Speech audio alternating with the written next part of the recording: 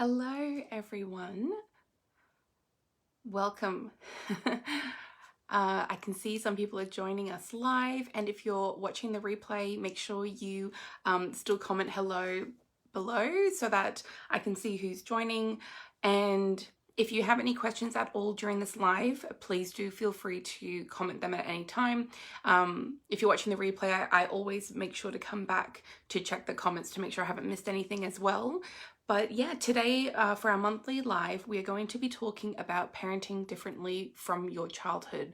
So thank you so much to everyone who voted in the poll, because I like to give you a few options, because by doing the polls, it tells me what you're all needing and what you want to hear about rather than just what I think. And this is a community group, so it's meant to be for everyone to be able to come together and collaborate when we are focusing on raising our children with a secure attachment. And also for some of us, it's also doing that inner work so that we are also developing a secure attachment for ourselves. And so my hope here is that by doing these monthly lives, by having things like book club, and by having this community space for you, it's going to really help everyone working towards, I guess, this common goal that we all seem to have of wanting something different or something better for our children. And that's really why I think this topic is so important, talking about what is it actually like parenting differently from your childhood. So your childhood, as well as your experiences in your youth and adulthood, do influence your parenting. And this can affect our thoughts and our expectations on what parenthood is going to actually be like, but also the objectives that we have, which basically means, so what are you actually wanting out of being a parent, or what are you wanting out of having a child? And so yeah, our parents influence this a little bit, as well as our life experiences up to the point of having children. And these can even adapt and change as our children grow. But I want you to have a think about, and maybe comment below, what do you think your objectives are? So just at the bottom, you should be able to comment as you're watching this. What's the first thing that comes to mind when I ask you, what are your objectives of being a parent, or what is your objective for your child? So yeah, so for some people, especially if you're reflecting on your parents, the objective could have been that you were to be a high achiever. Maybe it was about getting really good marks. Maybe there was this expectation in your family to take over the family business, or to be the first one to go to university, or to become a doctor or something. That put a lot of pressure on you as a child. Perhaps the objective could have been that they wanted you to be obedient, and children are seen and not heard. There's that kind of old school thinking.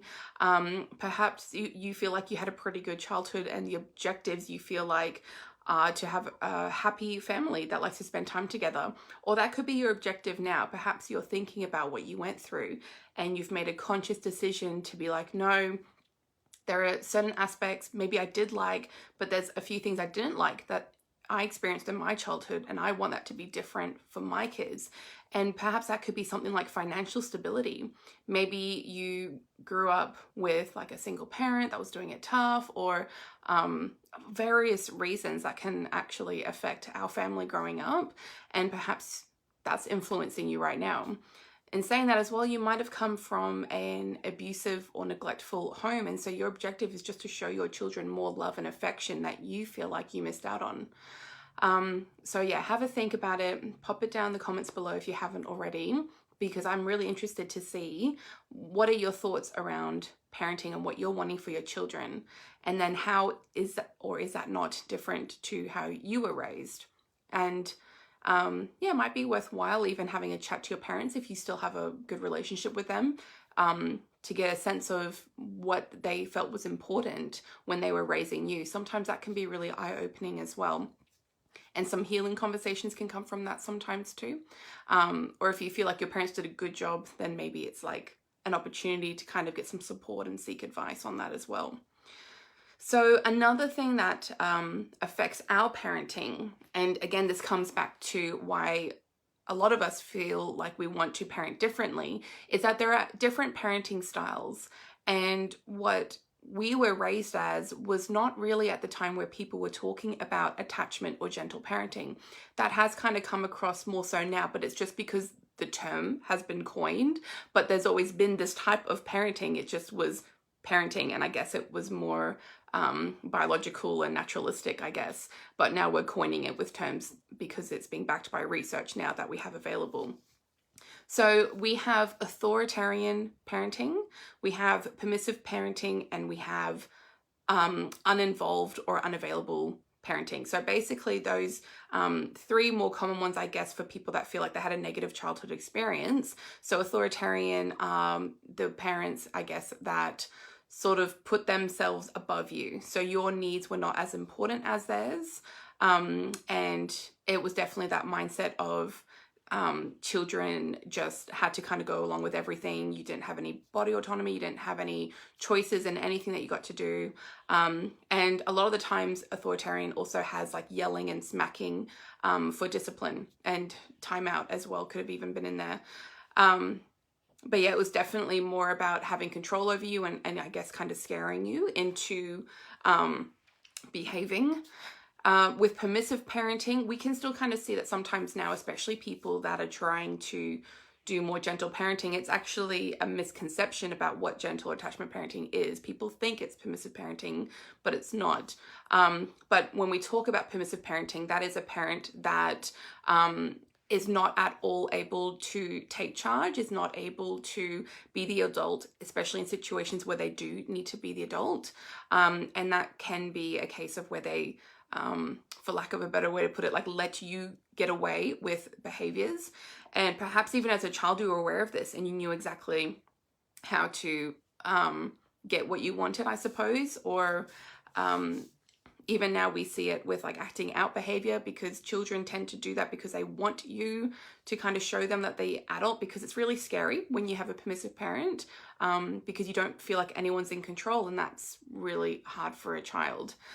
And then we have uninvolved parents. So that would be typically from an abusive or neglectful household, where it's like they're actually absent either physically. So if a parent or both parents left, perhaps if you were the older sibling that kind of had to take care of the younger siblings, and that was from a very young age, or it could be if there was like substance abuse, and so they were like passed out, and so actually not available in that kind of situation as well.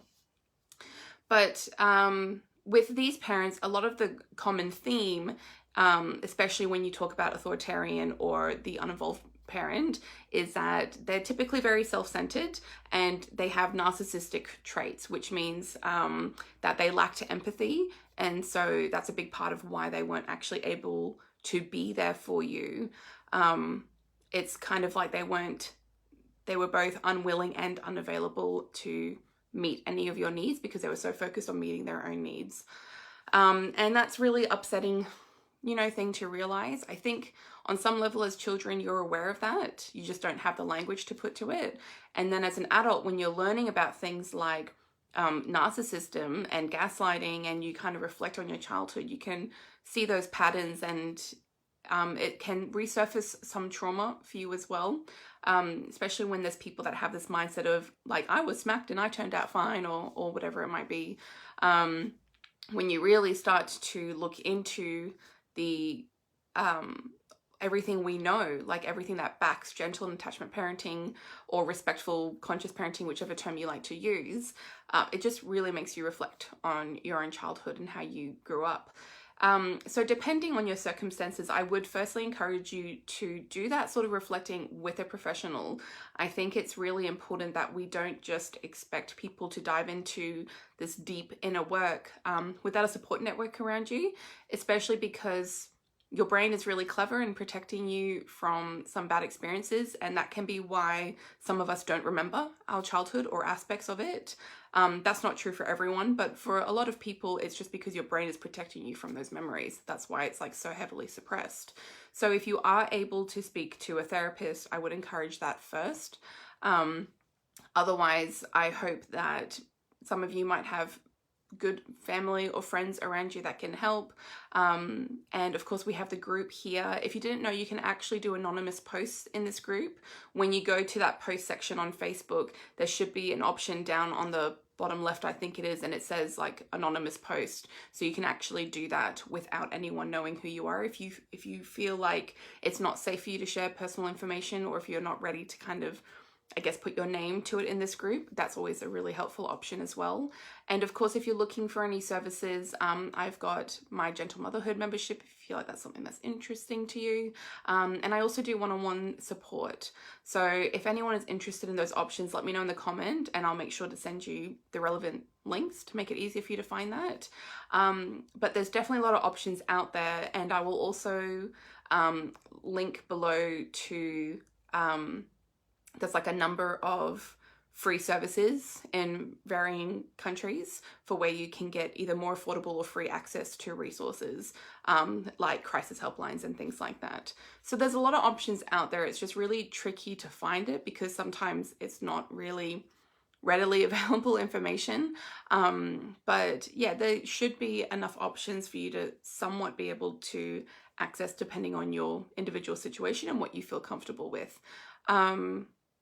And when we are doing, when we're thinking about this and reflecting and we're making this decision, I mean, you're in this group. So I'm assuming if you're watching this and if you're in this group, you've done some reflecting, you've made a decision that you want to parent differently. And a lot of the times what ends up happening is that we can feel judged and we can feel alone for the way that we are choosing to parent now. And this could be because if you're trying to talk about it with your family and, if they are that kind of narcissistic family or that authoritarian style, you can feel judged because they can make comments and be really snarky. Like if your toddler starts crying and they might make an offhand comment like, oh, I would just smack you, or you never cried when you were little or something. And it can make you feel really judged for when you're trying to be responsive and caring to your child in a very different way. And then that can make you feel alone because then you aren't looking to them for support, or they're making you feel like you're doing something wrong. We have this really horrible misconception in our society that if children are acting out behaviors, that either they're a bad child or the parent is doing a bad job. And that's simply not the case. Most of the time, what our children are doing is completely developmentally and age appropriate and normal.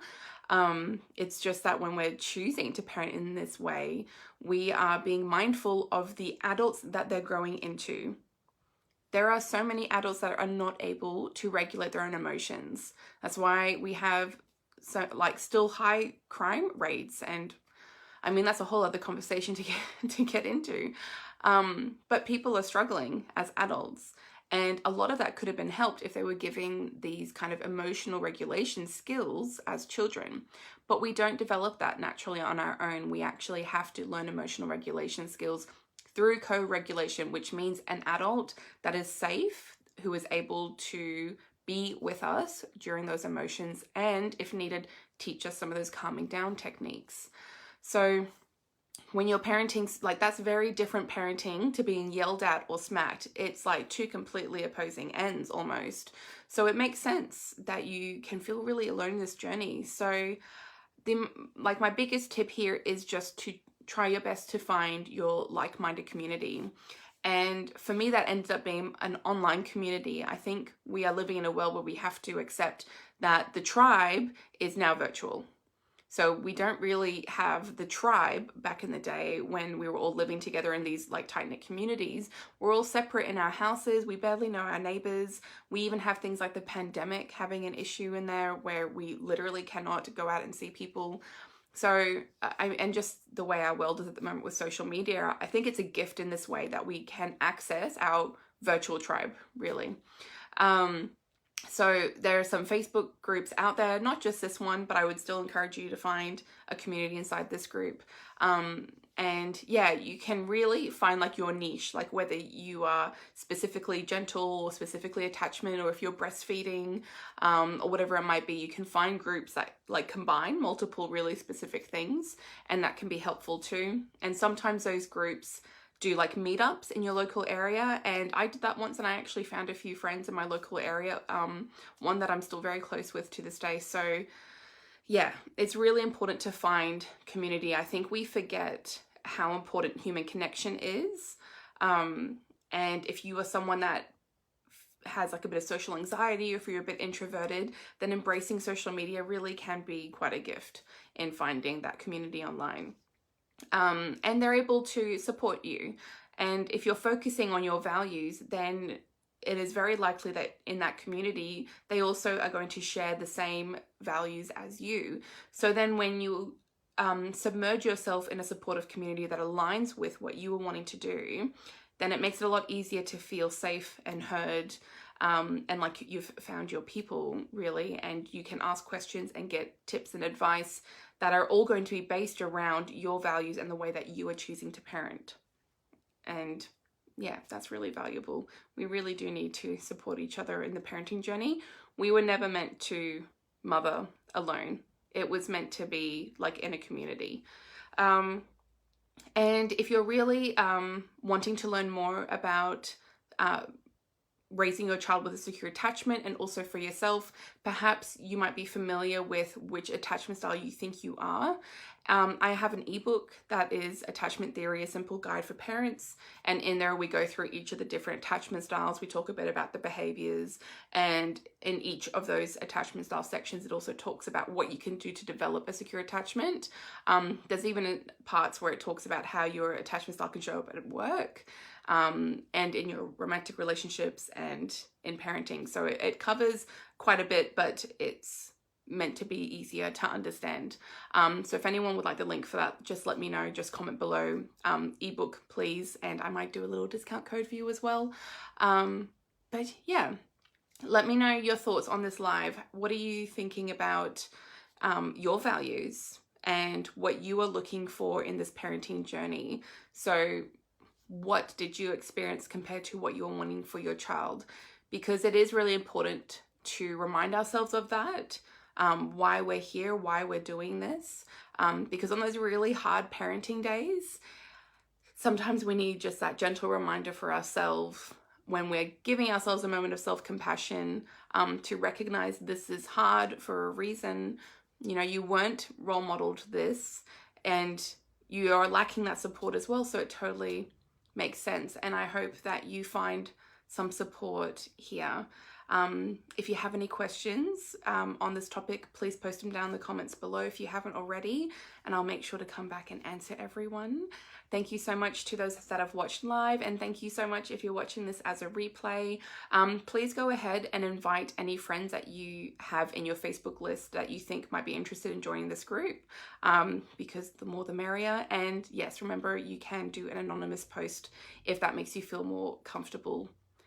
Okay, I will talk to you all very soon. Bye, everyone.